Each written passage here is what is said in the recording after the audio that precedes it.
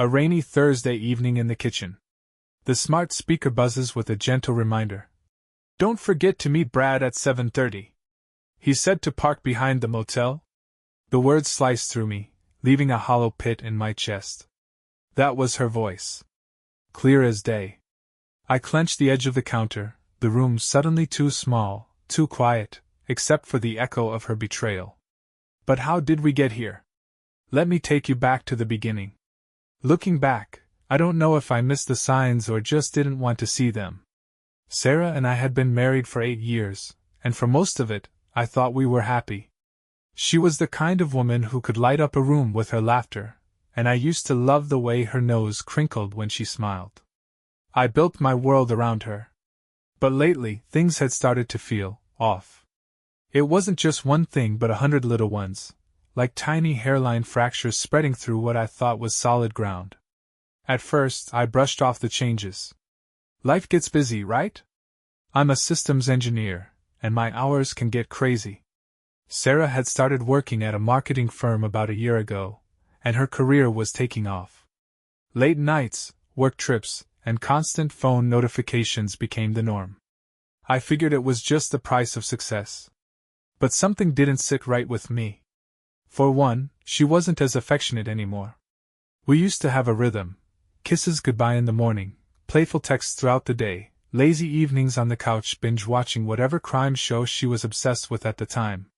Lately, though, she was pulling away. Her kisses felt mechanical, and her texts turned into one-word replies. When I asked if something was wrong, she'd wave it off with a tired smile and say, "Just stressed from work, James." Then there was the cologne. I remember the first time I smelled it. She hugged me after coming home late from what she said was a team dinner. The scent wasn't hers. She's always been partial to light floral perfumes, not the musky, woodsy aroma clinging to her blouse. "New perfume?" I'd asked, raising an eyebrow. She laughed too quickly and said, "Oh no! One of the girls at work must have hugged me. She's always drenched in this stuff." I let it go, but the unease stuck around. Another thing was her phone. Sarah used to leave it lying around the house like it was an afterthought. But now, it was glued to her hand or face down on the counter. She started taking it with her everywhere, even the bathroom. When I joked about her being addicted to social media, she just shrugged and said, "Everyone is these days." The turning point came one night during dinner. I'd made her favorite, chicken Alfredo, but she barely touched it. She was staring at her phone, a small smile tugging at her lips as her fingers danced across the screen.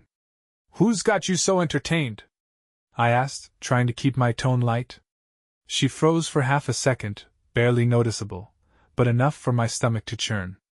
"Oh, just Stacy from work," she said. She sent me a meme. But when I reached for her phone, teasing her about how unfunny Stacy's memes usually were, she yanked it away like it was on fire. "James, stop. It's private." I laughed it off, but inside, something cracked. Things only got stranger after that. She started dressing differently, tighter skirts, lower necklines, heels higher than I'd ever seen her wear. She claimed it was for work, but I'd met her coworkers at the last office party, and they all seemed pretty casual.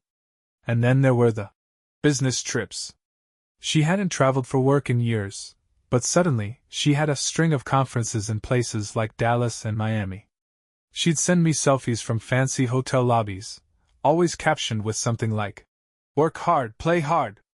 But when I asked about the projects she was working on, her answers were vague, as if she couldn't keep her story straight. The worst part? I started doubting myself. Maybe I was being paranoid. Maybe I was overthinking everything because we were in a rut. Marriage isn't all sunshine and roses, right? But deep down, I couldn't shake the feeling that the woman I loved was slipping away from me, and I had no idea why. I tried talking to my best friend, Mark, about it. "You're probably just stressed, man," he said, clapping me on the shoulder. "Sarah loves you. She's just busy with work. Don't overthink it." I wanted to believe him. God, I wanted to. But then came the moment that shattered everything, the voice from the kitchen speaker. And that's where everything changed. The moment it all came crashing down started so innocently. A lazy Thursday evening, nothing remarkable about it. I was in the kitchen, reheating some leftovers while Sarah was upstairs, getting ready for bed. That's when the smart speaker lit up with its soft chime and delivered a reminder in her voice. "Don't forget to meet Brad at 7:30. He said to park behind the motel." I froze. For a second, I thought I'd misheard. Maybe it was about a work thing, right? Brad could be a coworker, and a motel, maybe they were hosting some kind of out-of-town client event. But no matter how I tried to spin it in my head, it didn't make sense. The tone of her voice on that recording wasn't professional. It was casual, familiar. Warm. Too warm. The microwave beeped, snapping me out of my thoughts. My heart was racing as I tried to piece together what I'd just heard. I glanced toward the stairs, half expecting Sarah to come rushing down, realizing she'd left something damning out in the open. But she didn't. I grabbed my phone and opened the smart speaker app, scrolling through the recent reminders she'd set. My stomach churned with every entry. Pick up Brad's favorite whiskey for Thursday. Don't forget the blue dress for our next meetup. Text Brad the motel address, room 214. It was like a punch to the gut. The reminders weren't just practical, they were intimate. I felt like a fool. How long had this been going on? How many times had she walked into this kitchen, kissed me on the cheek, and acted like everything was fine while leaving breadcrumbs of her betrayal scattered around our home? I decided I needed more proof. Something concrete, undeniable. I couldn't confront her with just these reminders. She'd find a way to twist it, to explain it away. So, I started digging. First, I checked her phone. Sarah had always been careful about keeping it locked, but I knew her passcode, our anniversary date. My hands were shaking as I swiped it open and went straight to her messages. Most of the conversations were mundane, chats with coworkers, group texts with her friends. But then I saw a thread titled, Brad glowing star. The first message I saw made my blood run cold. I can't wait to see you tonight. I'll bring the wine if you bring that smile I love. I scrolled further. The messages were explicit, full of inside jokes and promises of stolen moments. Photos, too, selfies she'd taken in outfits I'd never seen her wear. The dress she wore in one picture was the same one I'd asked her about weeks ago, and she'd said it was for a work dinner. Work dinner. Right. I wanted to stop reading, but I couldn't. Every word felt like another dagger in my chest. She told him things she hadn't said to me in years, things I thought were ours alone. I put her phone back on the counter, my mind racing. I felt sick. Angry. Humiliated. I didn't know what to do, but I knew I needed more than just text to confront her. If I was going to accuse my wife of cheating, I wanted it to be airtight. That's when I decided to check her location history. She always used her GPS, even for places she'd been 100 times before. Sure enough, there were pins for places I didn't recognize, out-of-the-way restaurants, secluded parks, and of course, the motel. It all lined up. The next day, I took it a step further. I called the motel under the guise of booking a room and casually asked about their busiest days. The receptionist, a friendly woman who sounded far too chipper for someone running a sleazy roadside motel, confirmed that room 214 is popular with our regulars. Regulars. Of course. I started noticing other patterns too. The days she claimed to have, work meetings, matched perfectly with the reminders on her phone. The business trips, to Dallas and Miami? Those were Brad's cities, based on his LinkedIn profile, something I found after a little social media stalking. He wasn't even in marketing, he was a regional sales rep for some beverage company. It was all so painfully obvious in hindsight. I'd been blind, or maybe just too trusting. Sarah had always been so convincing, so composed. She made me believe we were just going through a rough patch, that she was busy but still committed to us. That night, I lay in bed, staring at the ceiling while Sarah slept beside me, completely unaware that her lies were unraveling. My heart felt like it was in a vice, every beat heavier than the last. I wanted to shake her awake, to demand answers, but I wasn't ready yet. I needed to think.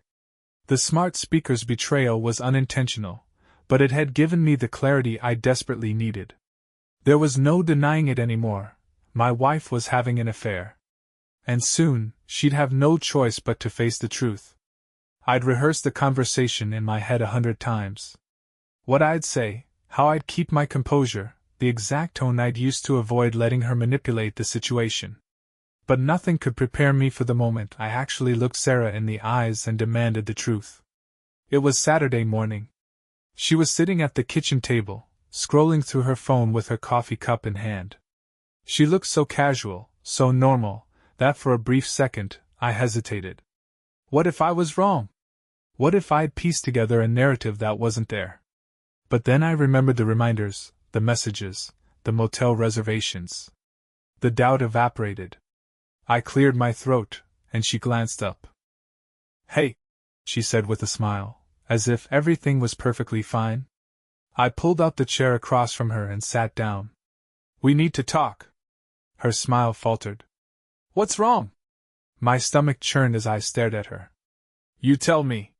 She blinked, her expression shifting to confusion, or at least, a damn good imitation of it. "James, you're scaring me. What's this about?" I reached into my pocket and pulled out my phone, opening the screenshot album I'd created. The first image was a photo of her text thread with Brad, the one where she'd promised to make it worth his while at the motel. I slid the phone across the table. Her face went pale as she picked it up. "Where did you get this?" she whispered. "That's not the question you should be asking," I said, my voice cold and steady. "The question is, why are you sending texts like that to another man?" For a moment, she was silent, her eyes darting across the screen as if searching for a loophole. Then she set the phone down, crossed her arms, and leaned back in her chair. "It's not what it looks like." I laughed bitterly. "Really? Because it looks like my wife has been sneaking around with someone named Brad and lying to me about it for months." Her eyes narrowed, her defensive walls going up. "You went through my phone? Seriously, James? That's a massive invasion of privacy." I slammed my hand on the table, the sound echoing through the kitchen. "Don't turn this around on me, Sarah. You don't get to play the victim here. I have proof. The texts, the reminders on the smart speaker, the motel. Don't insult my intelligence by pretending this isn't what it so obviously is." She opened her mouth, closed it, and then tried again. "Fine," she snapped. "Yes, I've been seeing Brad. But it's not what you think." I raised an eyebrow. "Oh, really? Then why don't you enlighten me?" Her lips pressed into a thin line as she scrambled for an explanation. "It's just emotional. He's a friend from work, and we've gotten close. But it's not physical, James. I swear to God." I stared at her, the audacity of her lie almost amusing. "Not physical? You expect me to believe that when I have messages from you saying you can't wait to feel his hands on you?" Her face flushed, and for a moment, she looked genuinely cornered. But Sarah was nothing if not quick on her feet. "Okay, maybe we kissed a few times. But that's it. It never went further than that." "Kissed?" I repeated, my voice dripping with disbelief. "Room 214 at the motel is for kissing? That's a pretty expensive makeout session, don't you think?"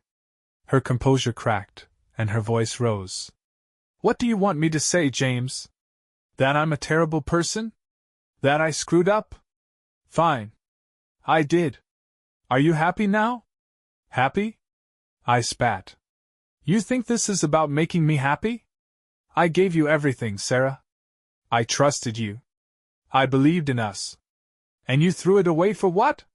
Some fling with a guy who probably doesn't even care about you beyond what you can do for him in bed." Her eyes filled with tears, and for a split second, I felt a pang of guilt. But then she said something that turned my blood to ice. "You don't get it," she said, her voice shaking. "You were never there for me. Brad made me feel wanted, appreciated. You're always working or distracted. He noticed me when you didn't." I stared at her, stunned. "So this is my fault now? I'm just saying it's not black and white, she snapped. You act like I woke up one day and decided to hurt you, but it wasn't like that. I was lonely, James. You made me feel invisible. Her words hit me like a freight train. I wanted to argue, to defend myself, but I realized it didn't matter. Even if I had been distant at times, even if I wasn't perfect, nothing justified what she'd done. I stood up, my chair scraping loudly against the floor. You could have talked to me, I said, my voice low and raw. You could have told me how you felt. But instead, you chose to lie, to cheat, to destroy everything we built together. That's on you, Sarah. Not me. She didn't say anything, just stared at the table with tears streaming down her face. For a moment, I almost felt sorry for her. But then I remembered the texts, the reminders, the lies, and the pity evaporated. I need some air, I said, grabbing my keys. James, wait, she pleaded, standing up and reaching for me. I pulled away. Don't. I can't even look at you right now. I walked out the door, my chest heaving with a mixture of rage and heartbreak. The cool evening air hit me like a slap, but it wasn't enough to clear my head. As I sat in my car, gripping the steering wheel, one thought echoed through my mind: the woman I loved was gone. Or maybe she'd never been who I thought she was in the first place. When I left the house that night, I had no destination in mind. I just drove, the city lights blurring together as my thoughts spiraled out of control.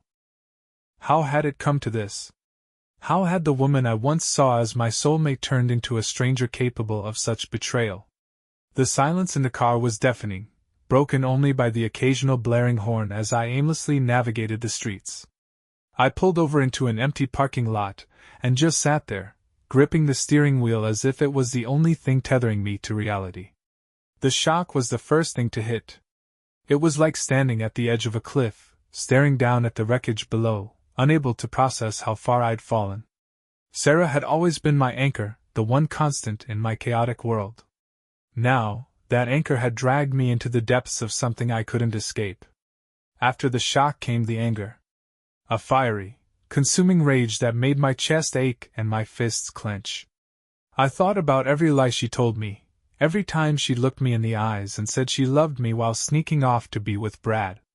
The memories played in my head like a twisted montage: her laughter at the dinner table, her hand in mine during a sunset walk, her promises of forever. They were all tainted now, stained by her deceit. But anger was fleeting. It burned bright, then fizzled out, leaving behind a hollow, aching sadness. That was the worst part, the sadness. It crept in quietly, wrapping itself around me like a cold, suffocating blanket. I thought about the life we'd built together, the inside jokes, the trips, the nights spent dreaming about our future. I thought about the small, intimate moments, the way she'd hum while folding laundry, or how she'd steal my fries even after saying she wasn't hungry. It was those moments I mourned the most, because they weren't just memories, they were pieces of a life I thought was real. I didn't go home that night. I couldn't. The thought of sleeping next to her, pretending like everything was fine, made me physically ill. Instead, I drove to my best friend Mark's place. When he opened the door, bleary-eyed and confused, I just said, "Can I crash here?" He took one look at me and nodded. "Of course, man. Come in." I didn't tell him everything right away. I couldn't bring myself to say the words. But Mark didn't push. He handed me a beer, turned on some mindless action movie, and let me sit in silence. It wasn't until the second beer that the dam broke. I told him everything, the reminders, the texts, the confrontation. By the time I was done, I was shaking, my voice barely above a whisper. Mark listened, his expression shifting from shock to anger to something resembling pity. "James," he said finally, "you didn't deserve this. None of this is your fault." Hearing those words felt like a lifeline, but it didn't make the pain any less real. The next few days were a blur. I went through the motions, showering, eating, pretending to work, but my mind was stuck in a loop. I couldn't stop replaying our confrontation, dissecting every word, every expression. I kept wondering if there was something I could have done differently, some way to fix what had been broken. But then I realized something. It wasn't my job to fix it. Sarah had made her choice, and that choice had shattered everything we'd built. I started digging deeper into the emotional toll of it all. The betrayal didn't just hurt, it made me question everything. My judgment, my worth, my ability to trust. If Sarah, the woman I'd loved and trusted more than anyone, could do this to me, what did that say about me? About love? Nights were the hardest. Lying in Mark's spare bedroom, staring at the ceiling, I felt the weight of it all pressing down on me. Memories would creep in, uninvited. Her laughter, her touch, the way she used to look at me like I was her whole world. And then I'd remember Brad. The texts. The motel. And the pain would start all over again. I went through stages of grief I didn't even know existed. Denial was fleeting. The evidence was too damning for me to cling to any illusions. Anger came and went in waves, leaving me exhausted. Bargaining, though, that one lingered. I found myself fantasizing about scenarios where she'd come clean, where she'd beg for forgiveness, and we'd somehow work it out. But every time I entertained those fantasies, a voice in the back of my head reminded me, this wasn't something that could be fixed. Trust, once broken, doesn't heal easily. There were moments of clarity, brief but powerful. I'd remind myself that her betrayal didn't define me. That her actions were a reflection of her, not me. But those moments were fleeting, swallowed up by the overwhelming sadness and anger that seemed to permeate every part of my life. Mark tried to be there for me, but even he couldn't fully understand. "You're stronger than this, James," he'd say. "You'll get through it." I appreciated his words, but they felt hollow. In the middle of the night, when the weight of it all felt unbearable, strength felt like a foreign concept. Still, somewhere deep down, I knew he was right. I didn't feel strong, but I also knew I couldn't stay in this limbo forever. The only question was, where would I go from here? The fog of despair eventually began to lift, little by little, as the days stretched into weeks. It wasn't sudden or dramatic. There was no moment where I woke up and felt fine. Instead, it was like climbing out of a pit, inch by agonizing inch, each step requiring more strength than I thought I had. What finally pushed me to make a decision was a conversation with my sister, Emily. She'd always been the brutally honest one in the family, the person who never sugar-coated things. She called me out of the blue one evening. "Mark told me what happened," she said, her voice softer than usual. "How are you holding up?" I sighed. "I'm surviving." "James, surviving isn't enough. You need to decide what you're going to do. You can't stay in this limbo forever." "I don't know if I can handle a divorce," I admitted. "It feels so final. Like giving up." "Giving up?" she said, incredulous. "James, she gave up the second she cheated on you. The question isn't whether you're giving up on her, it's whether you're ready to choose yourself for once." Her words stuck with me. That night, I lay awake, staring at the ceiling, thinking about what it meant to choose myself. I'd spent so much time trying to make sense of Sarah's betrayal, so much energy blaming myself, that I hadn't stopped to consider what I needed. The next morning, I called Sarah. "Can we talk?" I asked, my voice steadier than I felt. She hesitated. "Of course." We agreed to meet at a cafe near our house, a neutral ground. When I arrived, she was already there, nursing a latte and looking nervous. I sat down across from her and got straight to the point. "I've made a decision." Her eyes widened. "James, please." I held up a hand, cutting her off. "No, Sarah. This isn't about pleading or excuses. This is about me. About what I need." She nodded, her expression guarded. "I can't do this anymore," I said, my voice firm but calm.